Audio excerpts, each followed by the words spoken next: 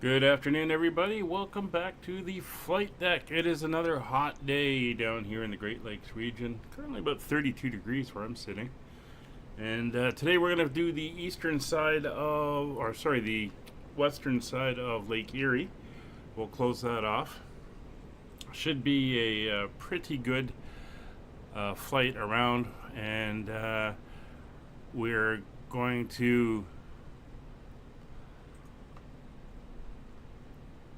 make a little bit of a lake crossing here. We're going to backtrack to the east slightly, but we're going to go up to the southernmost point in Canada, which is Pelee Island out on Lake Erie. And then from there we will carry on. So let's get on board. We can get the big fans going on top of this bird and hopefully cool off some. Alright, so we are here. We'll get ourselves positioned in. We'll tell them to remove the covers and make sure that we are ready to go. There we are, and we'll definitely be leaving the doors open today with the weather the way it is.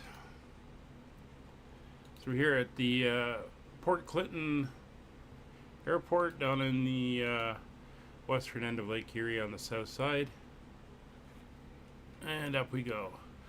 So all our fan doors are closed. We're going to just crank these lights as we come down. External lighting, we're going to turn them on and on with the brights just so everyone can see them. We'll get our panel lights up. Everything's good there. We're all off. Batteries are off. APU's off. Generators are all off. We're going to get the console lights turned up. I'll just move across here. Floodlights are off. Emergency exit lights are now armed. And white light on the dome if we need it. All the fuel pumps are off. Engines are stopped. We're all off. Down here we're 100% on the FADEC and torque on the load share. Pilot's lights, search lights are off. I'll turn up these lights here. Heaters are off. Hooks on tandem. All our cable cut and hoists are all guarded. Hydraulic transfers are off. And steering and everything there is off as well. Moving down, fire push handles are in, cyclic trim to auto, and the AFCS switches are off as well. And with that done, we can do our power up. Alright, so battery's coming on. Pop down here, do our caution test. Make sure all the lights are working. And we're going to turn on the APU. So over to run and down to start. Once that's back to run, APU generator can come on. Hydraulic transfer switches will come on. Parking brakes are set. FADEC backup power is now on. Engine condition levers are both to stop. EAPS fans are on. And we'll turn on the bell, let everyone know we're about to start. And there we go. So engine start, left main fuel pumps are coming on. Crossfeed is coming on. Engine 1 condition lever going to ground. Engine 1 start. Come down here to 10, watching for 10% on the N1.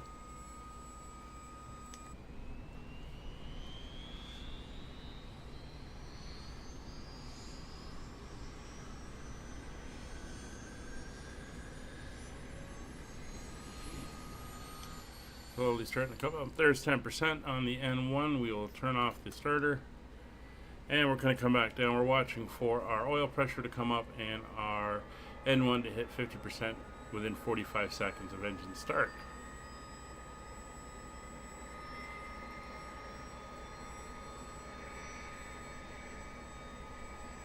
And there's 50%. We can come up top and we'll get engine 2 going. That's going to come up to ground start and we're going to start engine 2. Same process. Watching for 10%.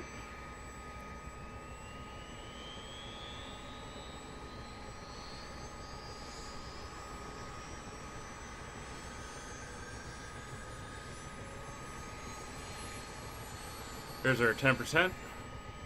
Starter can come off. We'll go back down to monitor. Oil pressure is up. Looking for that 50%. Once that's up to 50%, we're going to look at our transmission oil pressure. There's our two pressures. We want that above 7 psi, which it is, and there's our 50%.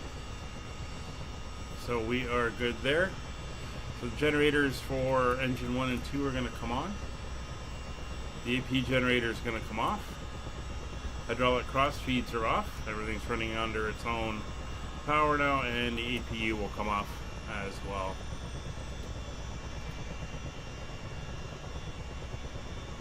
Alright, I'll turn all the fuel pumps on.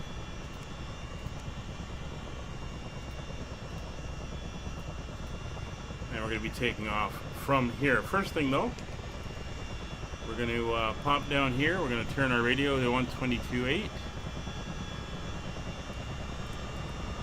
Just out of habit. Hey, Lemon Wolf. Then we'll pop down here to the transponder, and we will go to 5556 on the transponder. That is set. And what we're going to do now is come in here. We're going to select our elapsed timer, and we'll be ready for takeoff. So the engines are just warming up, and we'll call the crew back on board. So the slides are going to close. We'll bring the doors level, and we'll close the bottom there as we get her ready to go.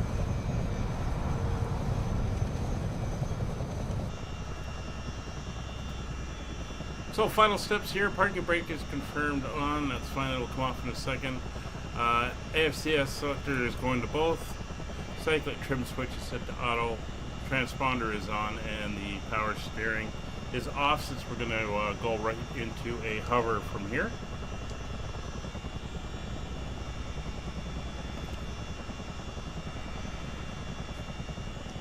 And we are looking good.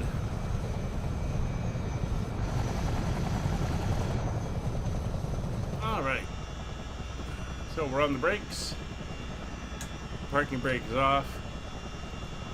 And we are going to go light. So we're going to be flying out just east of north. And that's going to take us up to Pelee Island, as I mentioned.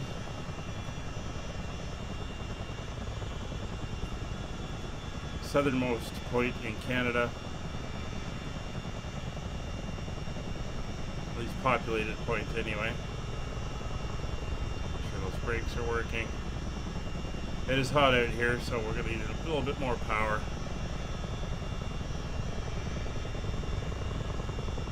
Oh, I'm better than Euro 24. Come on. There we go. We're up.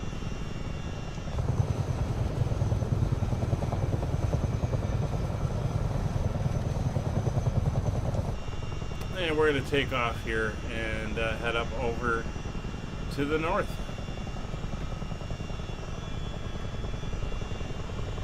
Do a nice cheated off the ramp takeoff. Tower approved it, so we're all good.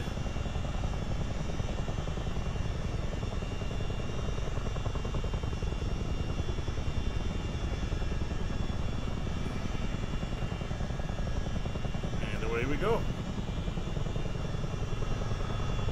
Make sure we got our track IR going. We're taking off into the wind. Alright, so we're leaving here and heading out over the lake. It's not a long run, it's only about 18 miles.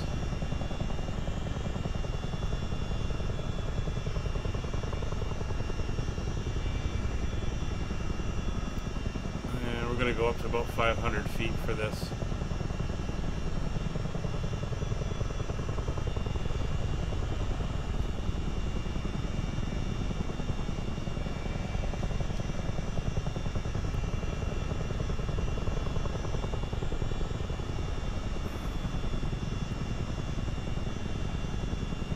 It's about 500 feet.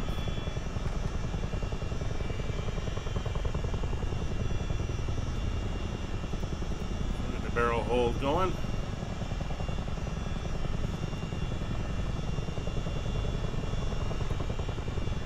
So this is the north end of that little peninsula that jutted out, that the airport's located on. Lots of marinas here, as you can see.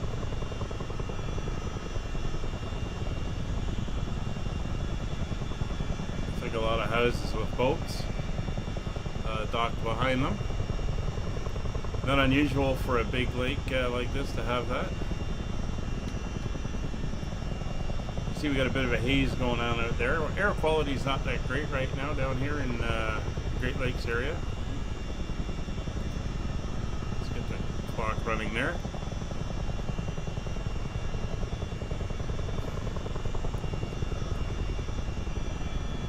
We're going to turn here. We're going to head up towards the Put-in-Bay Airport. It's on a little island up here.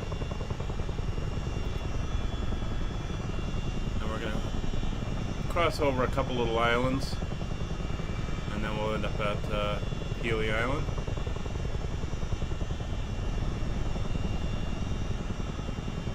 We're doing about 140 knots right now.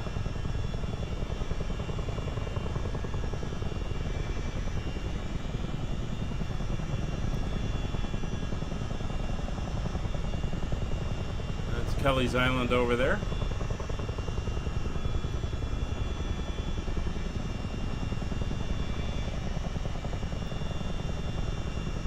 Put-in-Bay, then there's Middle Bass Island coming up. These are all populated. You can take boats out to them and visit them.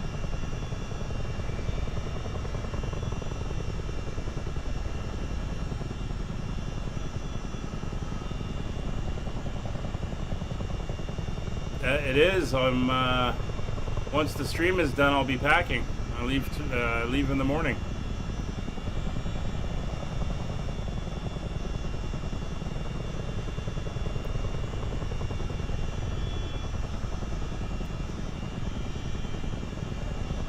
See that haze out over here. Like I said, 32 degrees, so it is kind of messy out. So the weather over at Pelee Island, 32 degrees, winds are out of the east at 8 knots, 9 miles of visibility. There's a 5,000 foot ceiling. And Barrow is 3022. So let's get down here and we'll set that now. So a bit of a high pressure. 3022. A little bit of an abrupt change there. Threw off that autopilot. Make sure that's off and reset. That was a little disconcerting. There's the islands.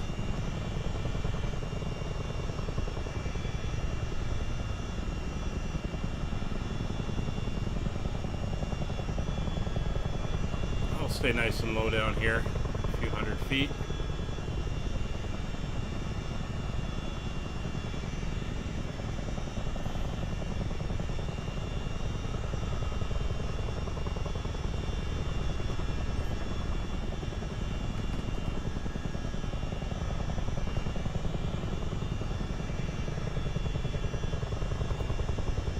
Let's do that again, and we won't dial in as abruptly that time. I have watched it, and yes, it was very interesting. I am definitely looking forward to that, and it actually, I think, releases the day after I get back. So I'll have a little bit of time to play around with it and figure it out. There's that other island, Middle Bass Island.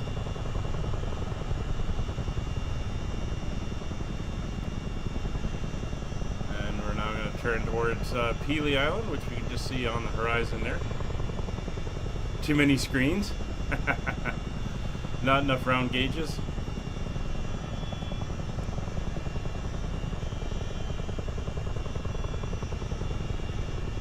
I don't know. I think it's just a big 737.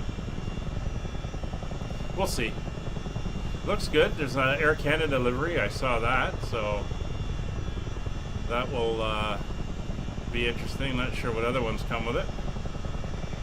I'm sure there'll be a bunch coming along very soon thereafter. Alright, we're 6 miles out from the airport. So Pelee Island, you can actually fly to it. There's a ferry that comes out as well. I haven't flown here, but I know people who have. There's summer homes and stuff like that up in the north end, but on the south side, it's like a huge bird sanctuary, which is pretty cool. And the airport is on the western side, about halfway. That's where we are heading now. And it looks like the it's only a 3,300 foot runway, and there's a little pad on the eastern end.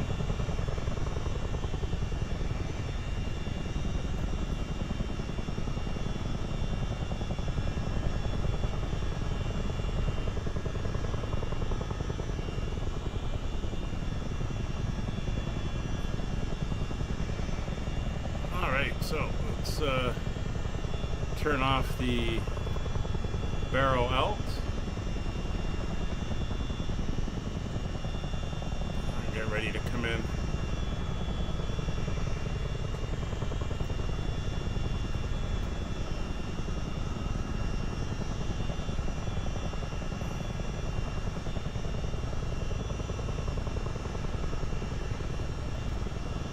Start slowing down.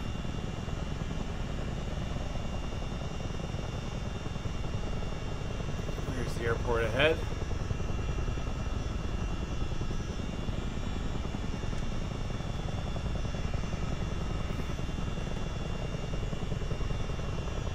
That's okay, Kevin. You can stick with your 300 and your 310 or whichever one you're gonna. I don't know which one was the better one, the 310. No, 300. I think it was, right? All right, let's get slowed down here.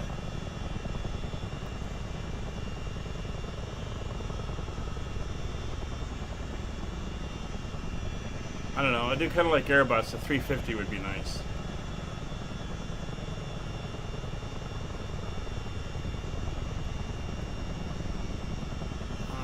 There's the ramp where we're headed.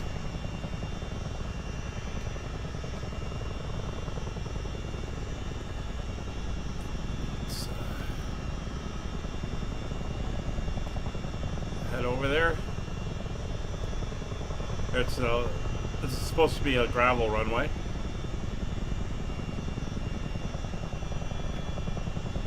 .310 more range, yeah. Like, I mean, the 300 is a better aircraft in the sim, right? It's more complete. So we neutralize all our trims.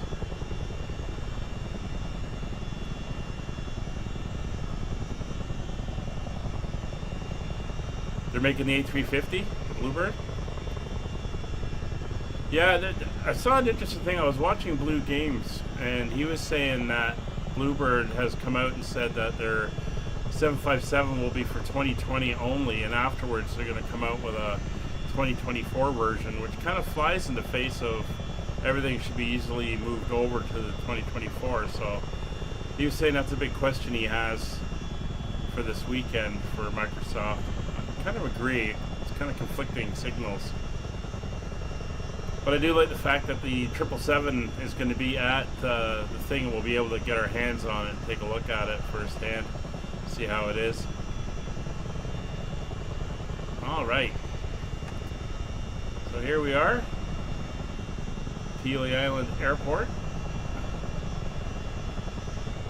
So we're going to do the helicopter thing that they do, where they come in and they kind of come to a halt,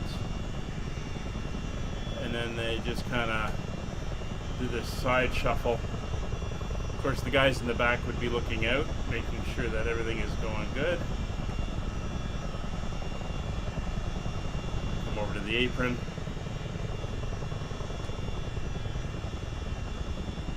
Nice and gentle-ish. Set the brakes, and we are down. Oh, look at that. Right at our marshaller there.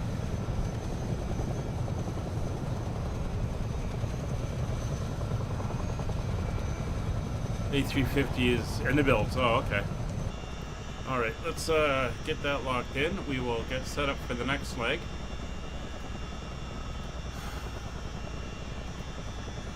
So we are heading from Pelee Island, and we are off to Grosse Municipal Airport. Alright, so we're going to head up to the southern shore of Lake Ontario and the Detroit River, which runs out of Lake St. Clair and down to Lake Erie. That's kind of the connector between Lake Huron and Lake Erie. Very good. And we'll come over here, get the overhead updated.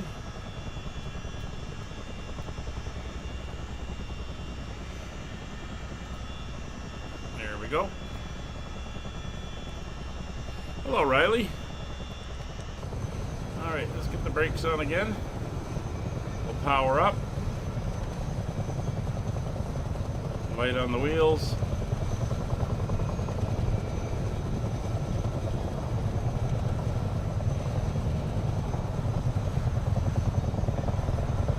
Up we go.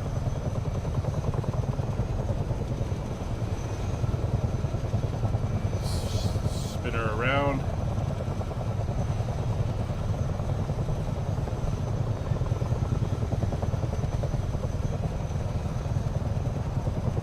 A 30-mile leg here.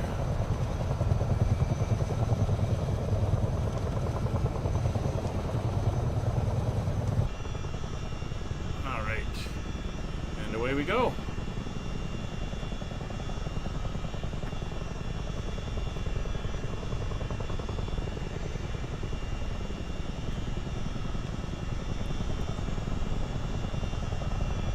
There's the runway. So we're going to fly up to the north side of the island here.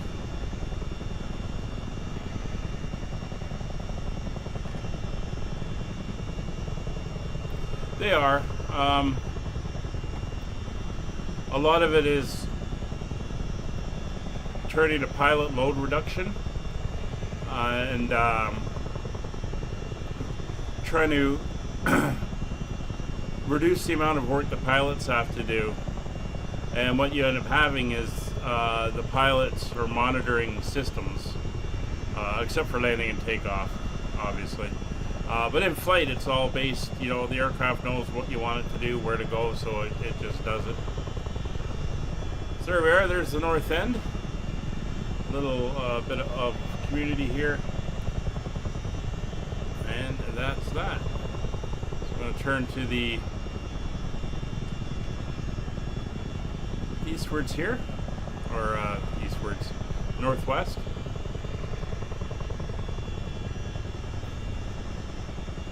And we're going to look for that roughly 1,000 foot.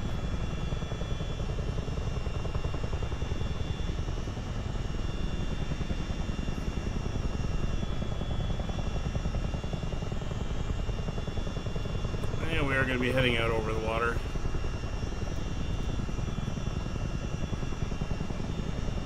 Go. I'm going to keep this a little bit of a turn going. You can see how glassy that water is out there today. Not a lot of wind, but it's hot and humid. Well, again, pilots are monitoring, right? So the theory is, I remember taking these classes when I was flying, and we were getting into glass cockpits and smaller GA airplanes and stuff. It was all about if you can reduce the workload on the pilot during normal procedures, then when something goes bad and they've got to concentrate, they'll be in a better position, less tired, all that type of stuff when they do during emergency procedures. Because if they're expending all their energy just doing the regular stuff, then that extra load put on them when they have an emergency to deal with can sometimes overwhelm them.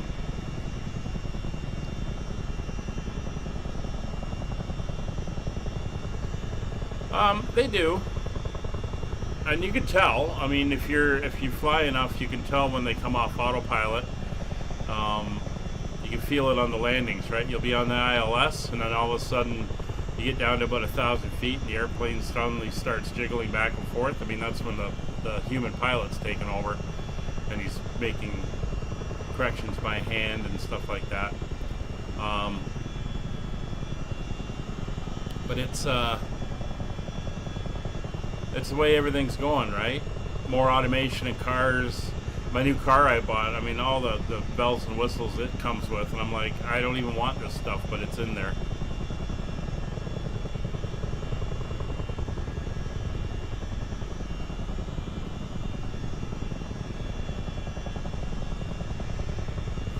Yeah. I mean, if that's what you want, if you want to deal with the challenges in the sim, Kevin, I completely understand that. You know, you want things to go wrong, you got to troubleshoot. That's great. I don't know if it's because I did this for real for a number of years. I don't want things to go wrong. That's why I just like sitting here looking out, flying along, going to the airport, doing that stuff. That's what I enjoy. You know, to deal with low oil pressure, engine fire, having to set down. So I mean, it's interesting. But on a commercial or general aviation sense, no. If we were flying in a military sim, DCS or some other type of World War II, whatever, then absolutely get shot up, have to deal with parts missing and stuff, because that's all part of it, right? But A to B with no issues is my perfect commercial flight. So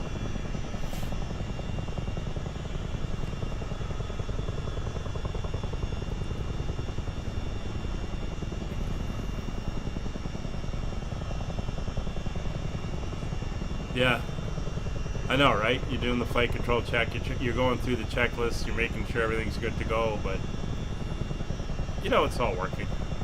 Although, I gotta say, sometimes with some of these aircraft in the sim, it can be, what? Why is this not working? Or your USB cable comes loose and all of a sudden your rudder pedals aren't working and stuff.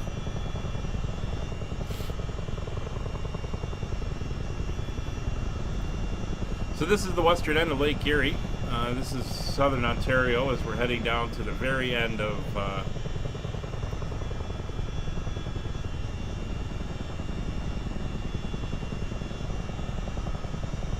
yeah, no, Kevin, I get it 100%. I get it 100%.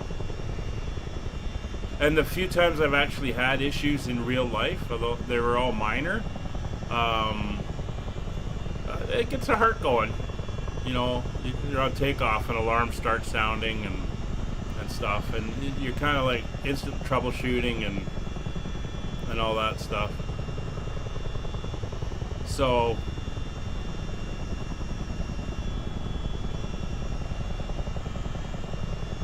and then again, I was flying airplanes that had no backups at all. I mean, you had one altimeter, one airspeed, no autopilot.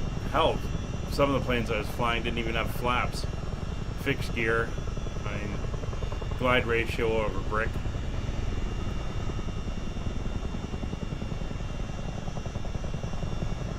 Alright, so we're coming up on the southern point. So we've got up that ways the town of Windsor, and then on the other side of the river is Detroit.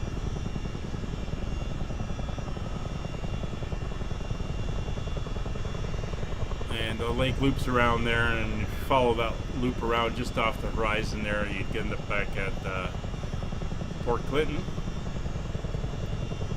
14 miles out. Like I said, we're heading to Grosse, which is located in the Detroit River.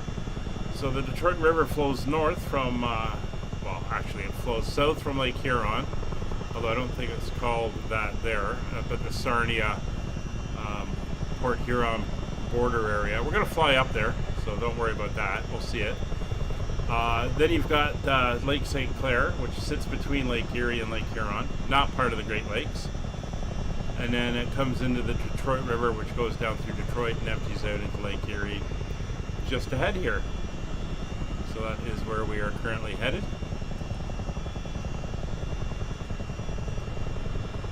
Current weather there, it's 30 degrees Celsius, winds are 3 knots from the southeast, 10 miles of visibility. Excuse me. Ceiling says none, I see clouds though.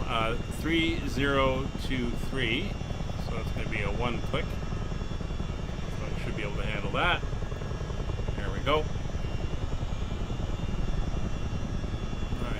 Going to follow the shoreline here, the little communities here in southern Ontario as we head up to the US border here.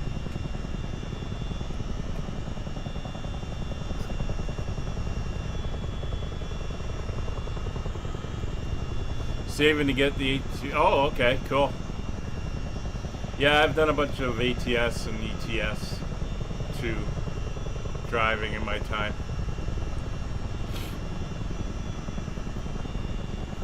As part of my military job, I've had a lot of exposure driving large vehicles and stuff, so I find that fun as well. I love driving. I've driven a lot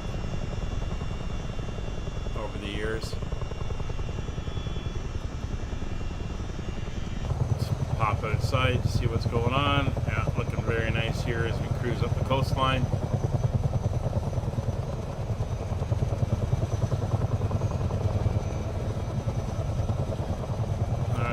See the river coming up. That's the border crossing.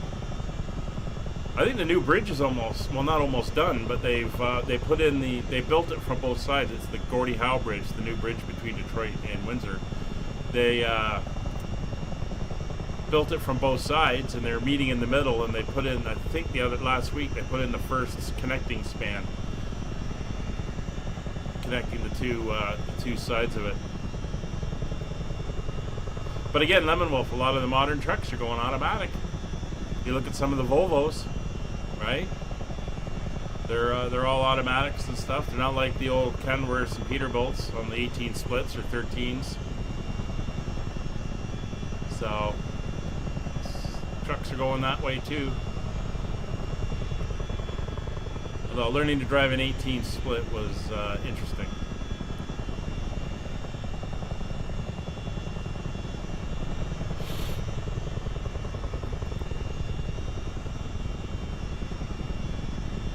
Alright, so we're almost there. As we can see, we have the river here is pretty wide down here, narrows in, but there's some islands, and this island here is Grosse. Kind of sits in the middle. The airport's right down here on the southern tip, and if you take a look at the airport, it's kind of a V-shaped runway pattern. We're going to fly right up the center taxiway and go to the apron, so we'll turn off the autopilot. Yeah, it's funny over there. Manual trucks aren't a thing, but manual cars still are. I mean, I learned to drive on a manual car, but driving a manual car on the wrong side, well, for me, the wrong side is just a little bit much, so I always try to rent automatics when I'm over there. Alright, so we're going to start bringing our speed back.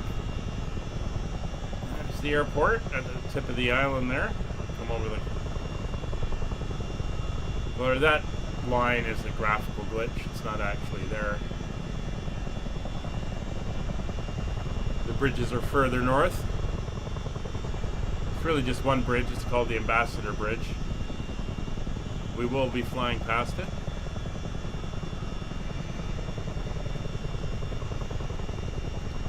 So you can see the V of the runways there.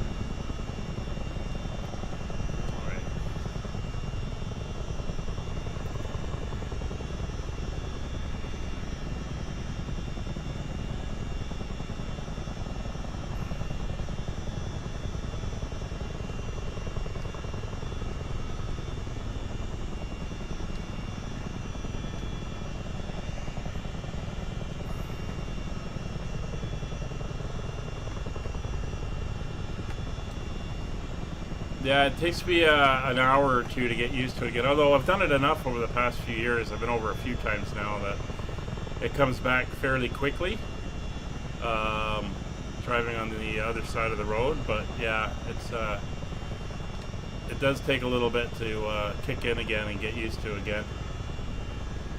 All right, got speed coming back.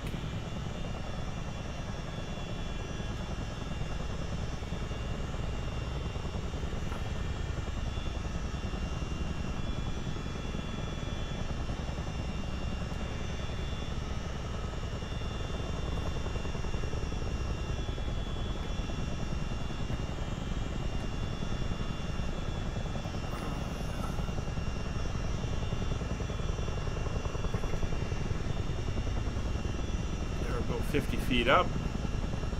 And we're gonna work our way over to the apron. All the trims are neutralized.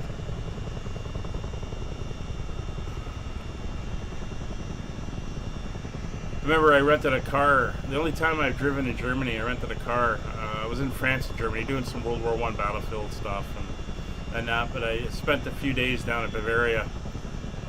So I ended up on the Autobahn out in near Munich. And I was in a nice, decent car, so I could go. And I think I was on the Autobahn heading into Munich. And I was doing about 180 kilometers, and not in the left lane, but just cruising along, thinking, oh God, this is fast. And I got passed by a couple Ferraris. I was like, yeah, no, they're going way faster than I am. And there we are, nicely set down. Welcome to Grosse. I remember looking at the GPS counting down to my exit, thinking this is like a damn airplane counter, the speed it was counting down. All right, so we're here in Grosse, as mentioned. So we're going to fly from here. We're going to head up along the Detroit River, past the Ambassador Bridge, out into Lake St. Clair and up to Port Huron, which is the Port Huron Sarnia border crossing. We're down here at the Windsor Detroit border crossing. So let me get the new flight entered in. We are here at Grosse, and we're going to head up to Port Huron, the American side. So it's KPHN.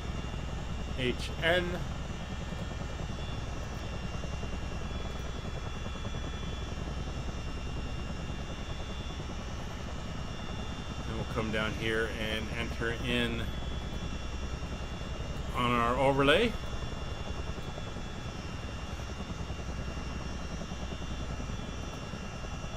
There we go.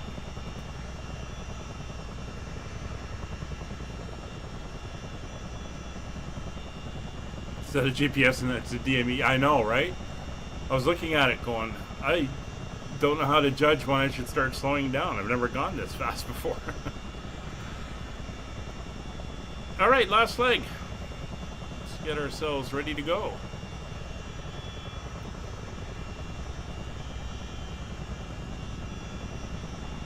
These are pretty short little hops here. It's getting us around the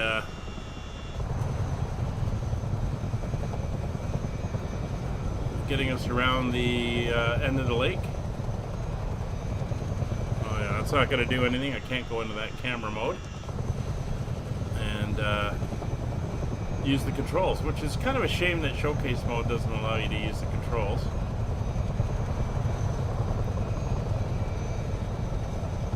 There we go.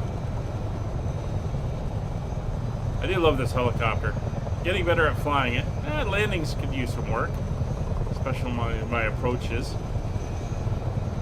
We may see more of it if we go to Europe and fly some helicopters over there in the future. Yeah, got some ideas I'm working on.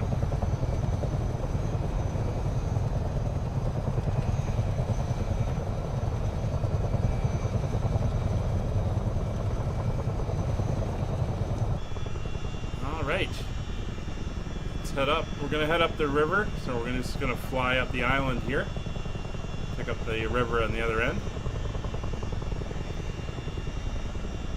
I get nervous riding my motorcycle on regular highways over here. There's so many idiots around.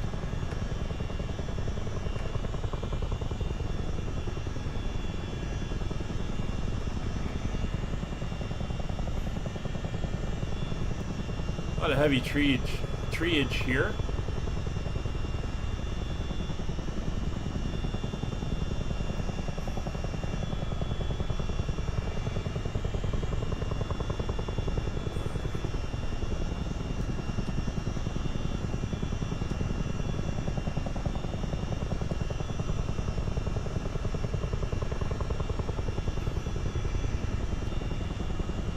There you can see the two sides of the rivers coming in. One on each side.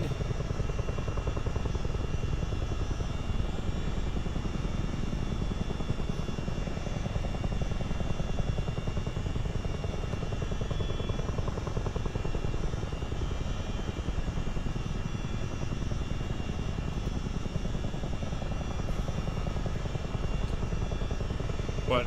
Riding a motorcycle on the Autobahn? God, that would terrify me.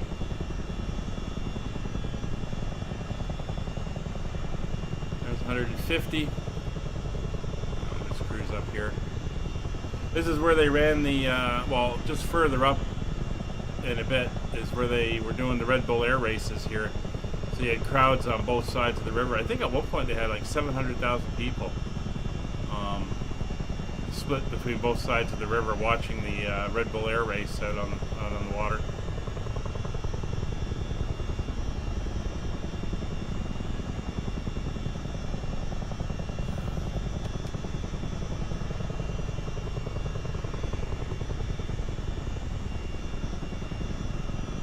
Yeah, I've heard of a few people, a few accidents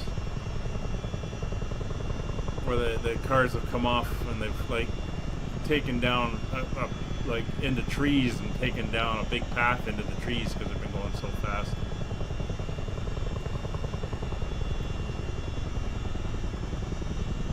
So there's Detroit, huge metropolitan area, and we've still got farm country on the other side. So Sarnia, Ontario. Little town comparatively. Detroit, big mega city, home of the big car companies, of course.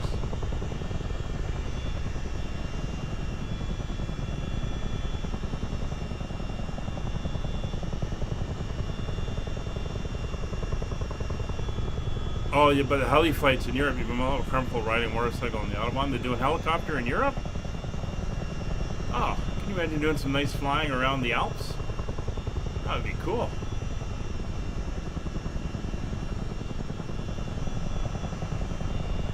Oh, this guy's still over there. There's E50P. Not sure what that is. If anyone knows, let me know. So you can see all the industry down here along the river. There's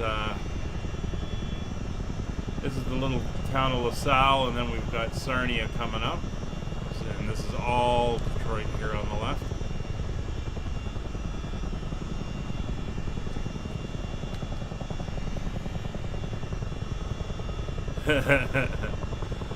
Yeah, it may come.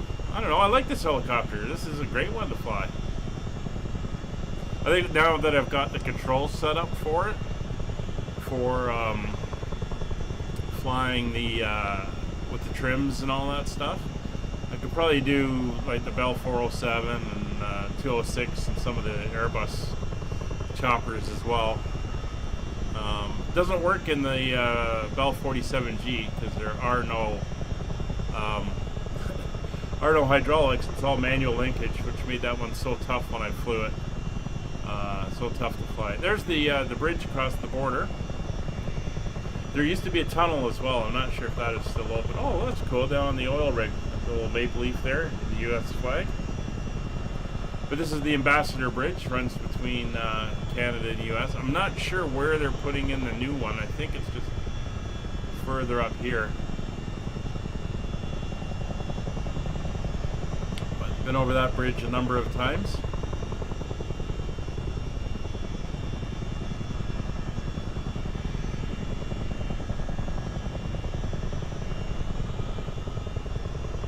downtown Detroit.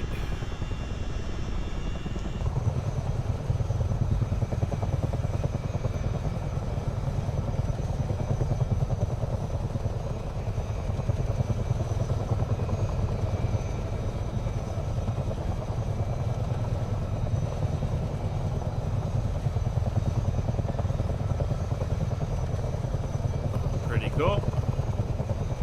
There's the Detroit Tigers baseball stadium, and I believe that's where the it's the hockey team, the Red Wings, right beside it. They're in the white top building.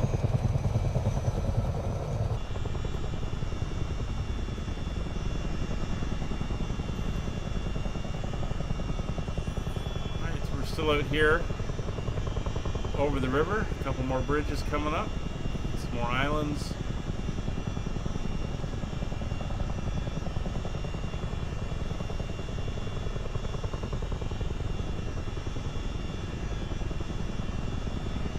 You like the Alouette that came? Well, yeah, that's it was a French military used that one, I believe.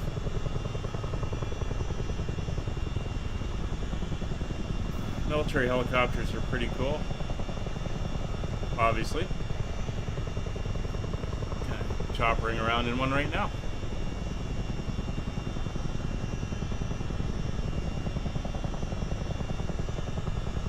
Alright, so this is the end of the river, and we are coming into the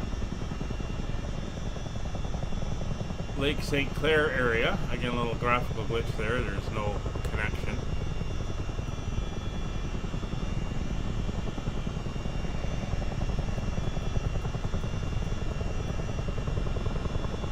See if there's a river name here.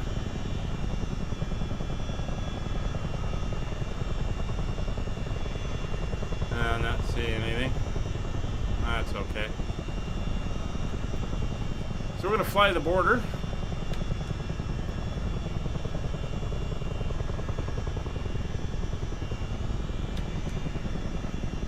As we head up out over the lake here. And we'll pick it up again at the river on the other side. And oh, looks like my overhead display has crashed. So let me just lock that in place, and I will restart. You guys are letting me down. You didn't tell me we lost our data.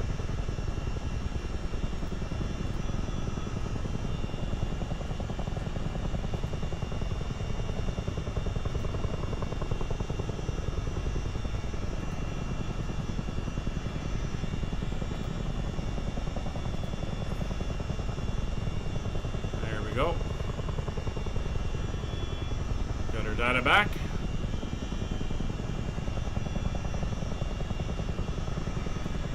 Yeah. Talking about a lot of fires again down here too. We usually get a lot of them out west, but we'll see what happens this year.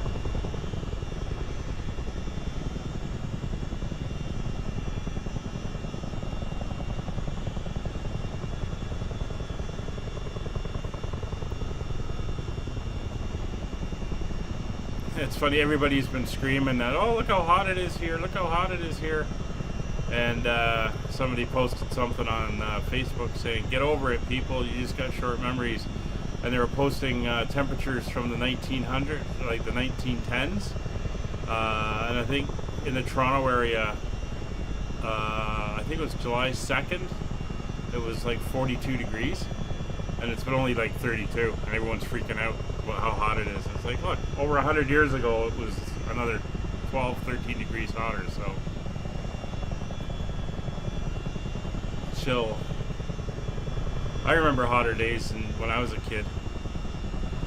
In fact, I got a clear memory of being in the pool where I went grade 1 through 6, and we were there in the summer. They'd open it up. That's where I did my swimming lessons when I was, what would it have been, 9, 8, 7, 8, 9, and around there. And I remember thinking it was hot and looking at the big temperature thing they had outside the change room building, and it said it was 115 Fahrenheit. This is Fahrenheit. We hadn't switched over. 115 Fahrenheit.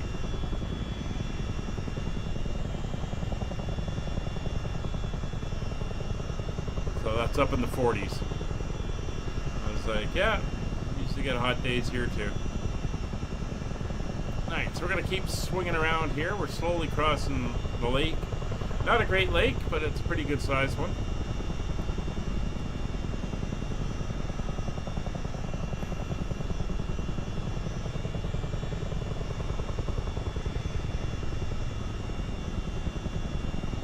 And there you can see, I could just start making out the entrance into the river.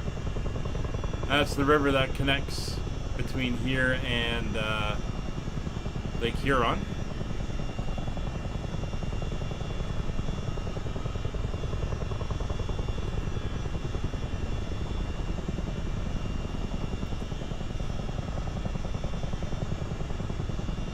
Well, that'll be a cool trip there, Lemon Wolf.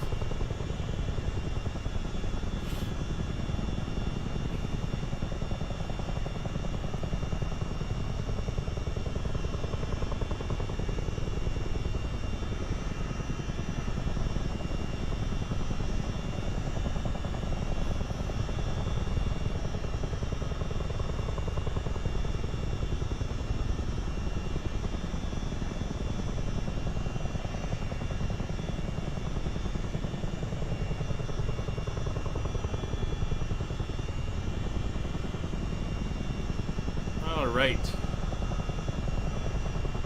we're about halfway across.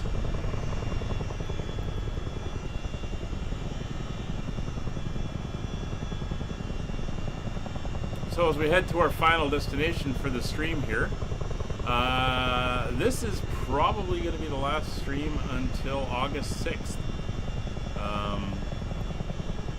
As I've been saying, I'm away this weekend to Flight Sim Expo.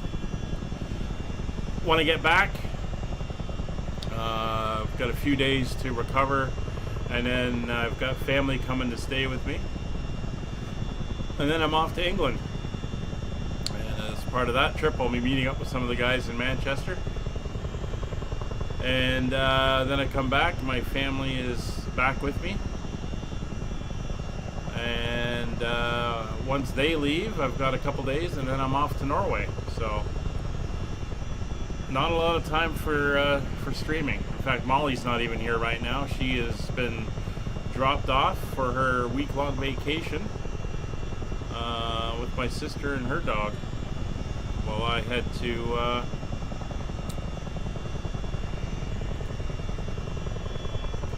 Flight Sim Expo.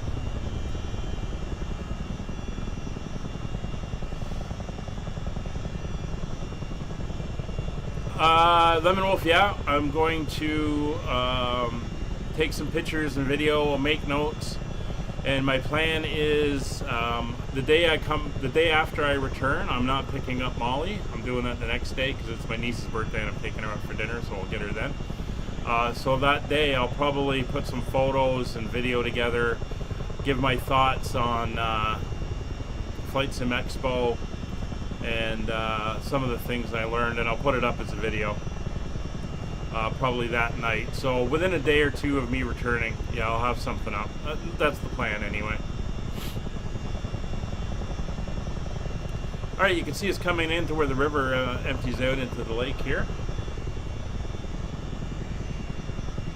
Again, this is the flow. Water flows from Superior in Michigan into Huron and Georgian Bay, which is up here. Further to the north, it flows down this river into Lake St. Clair, out of Lake St. Clair into Lake Erie, and then from Lake Erie into Lake Ontario, out Lake Ontario, down the St. Lawrence Seaway, and into the Atlantic Ocean. So that's the course of the water here.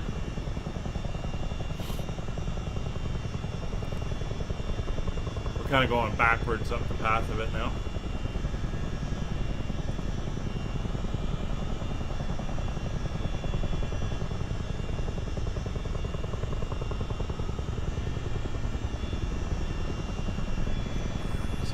Coming into the farm country here, a little bit more developed on the American side than the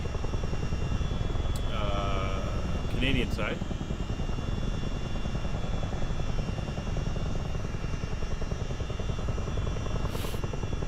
There's an airfield, airstrip.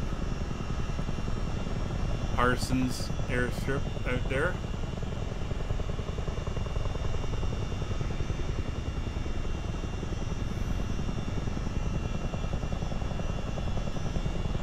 Okay, Lemon Wolf, take care. We will see you later. Oh, there's the, did I see the strip? No. It's out there somewhere. I think it's a grass strip. Actually, it's right back there, I think. But anyway, we're just going to keep following the line. All the little cottages and places here on the river, which is pretty good because you can head down to the Lake Erie, or you can head up to Lake Huron.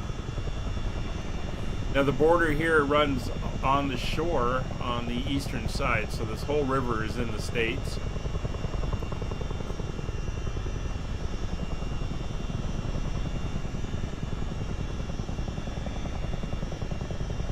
So it's kind of interesting for the places over here if they've got boats or whatever, because as soon as they go out onto the water, they're in America. Not sure how they deal with that.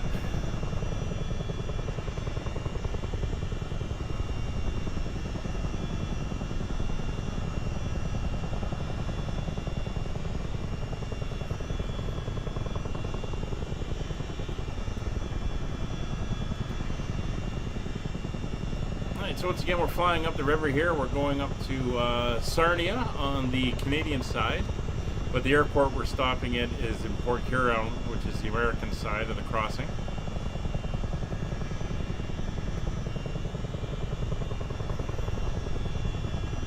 Oh, got our shadow down there.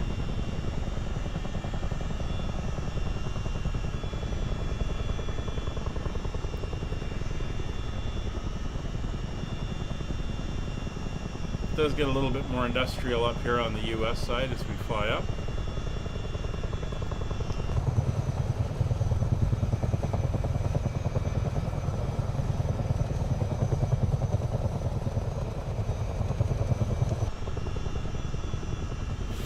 Fuel's doing good. We had a 90% fuel load for today's flight.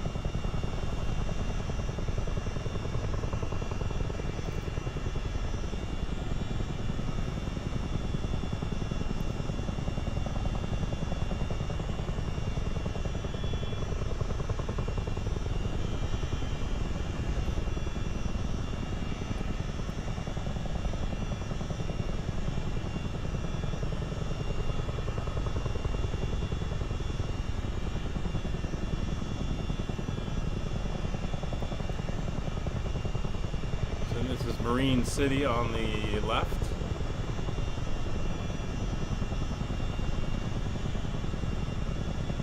Part of the US. You can see, other than a little bit of lake or riverfront housing, it's all farmland out there, where this way it's a little bit more built up, a little bit more industrial. That'll change as we get a bit further north. 12 miles to go.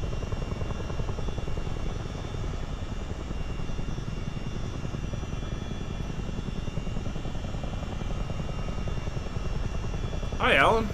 Oh, really? Yeah, we just departed from Grosse. Never been there, but I've heard about it. Obviously, it's a kind of well-known place down there in southwestern Ontario. And the Cessna 150, nice airplane. Done a little bit of Cessna 170 flying, but never in a, I don't think I'd fit in a 150 actually. Same reason I did all my flight training in a 172.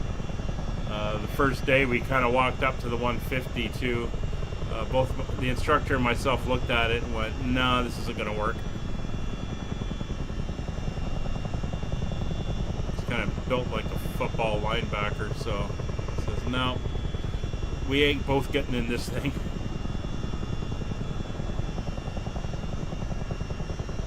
Even in the 172, we were shoulder to shoulder, touching the doors. Alright, so we're going to continue up here. We're not going all the way up to Port Huron. The airport's on the south side of town.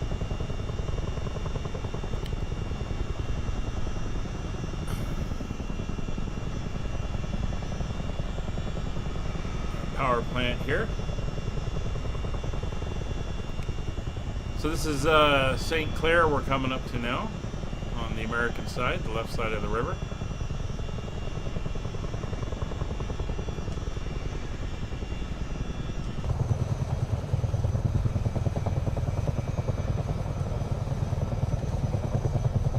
Looking good.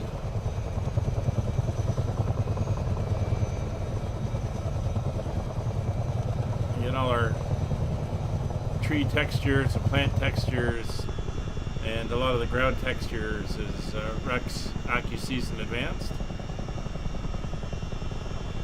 Getting those summertime colors going down there.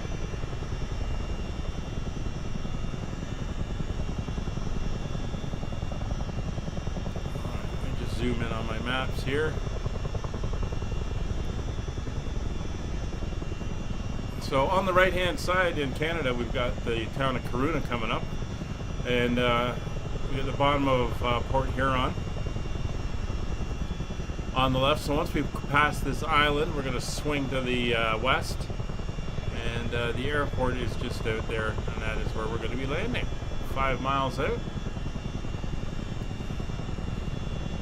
Alright, so barrel will, alt hold will come off.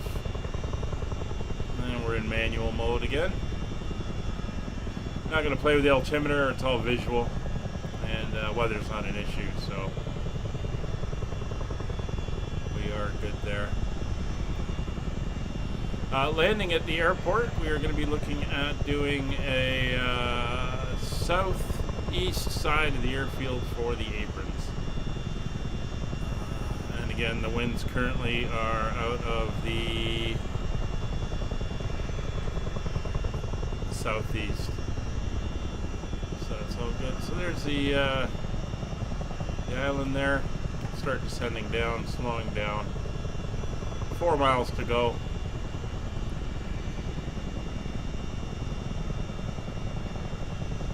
Arc in towards the airfield. There she is.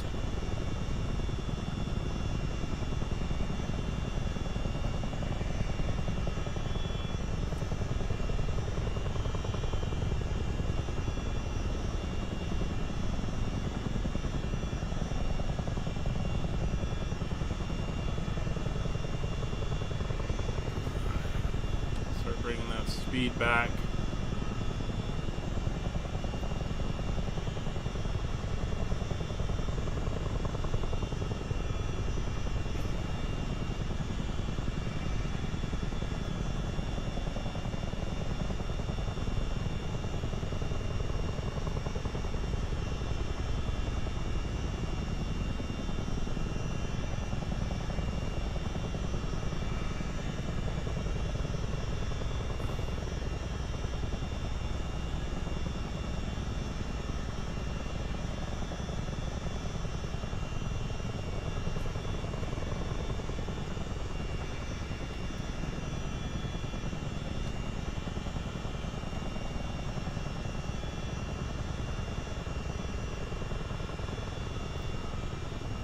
Aiming for the big apron there. Just to the south of the runway.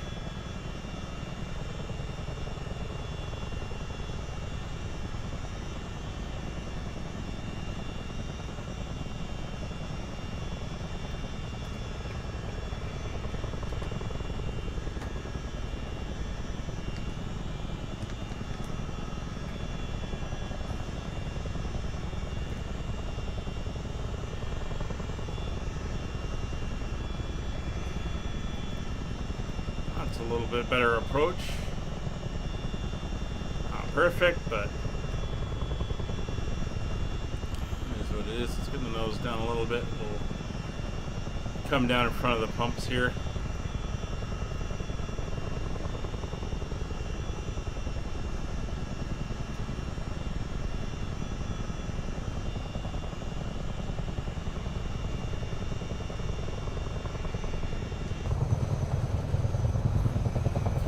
dust.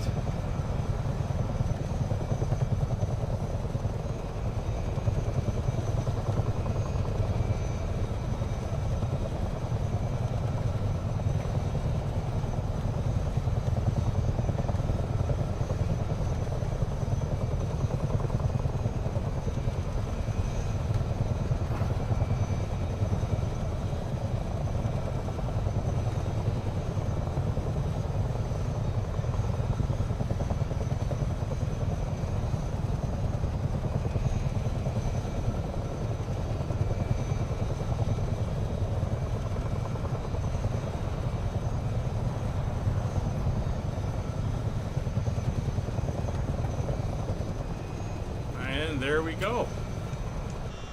We are down. Welcome to Port Huron. This guy's out, and we can get ready to do our shutdown.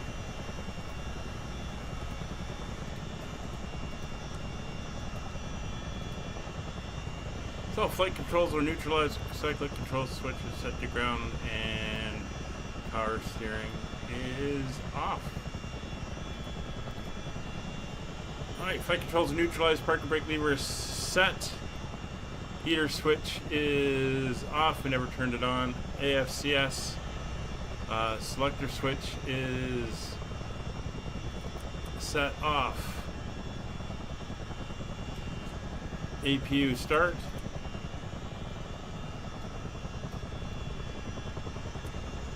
APU is up and running, APU generator is now on.